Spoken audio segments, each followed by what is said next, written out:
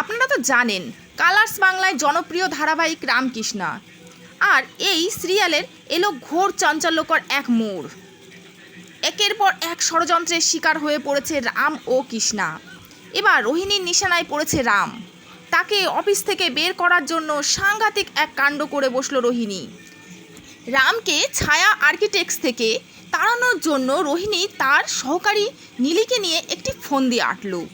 নীলির দ্বারা নিয়োগ প্রিয়াঙ্কা, আর প্রিয়াঙ্কাই রামকে যৌন নির্যাতনের অভিযোগে অভিযুক্ত করেন। আর এই ঘটনার ভিডিও সকলের মধ্যে ছড়িয়ে দেওয়া হয়, আর এটি ভাইরালও হয়ে যায়। আর তার ফলে রাম ও তাদের পরিবারের সকলের মান সম্মান ধূলিসাৎ হয়ে যায়। এই নিয়ে দ্বিতীয়বার রাম অভিযোগের সম্মুখীন হয়ে পড়ে। আর এইসব ঘটনার পিছনে রোহিণীর হাত আছে বলে মনে করেন কৃষ্ণা। আর সেই কারণেই রোহিণীর কাছে গিয়েছিল কৃষ্ণা, তবে তাতে কোনো লাভ হলো না। রোহিণী সমস্ত কিছুই অস্বীকার করলো। আর তার কারণেই রাম নিজেকে সকলের কাছ থেকে আলাদা করে ফেললো। সমস্ত কিছু যেন তছনছ হতে থাকে। শিবা রামকে বাড়ির মন্দিরে প্রবেশ করতে বাধা দেয়।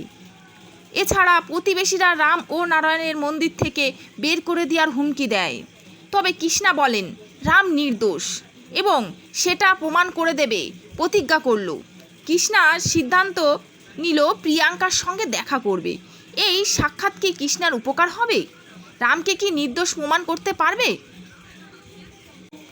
আসুন তাহলে অপেক্ষায় থাকি শেষমেশ কি হয় দেখার জন্য। আর সবশেষে বলে রাখি, আপনাদের যদি আমার চ্যানেলটি ভালো লাগে তাহলে অবশ্যই লাইক এবং সাবস্ক্রাইব করে দেবেন।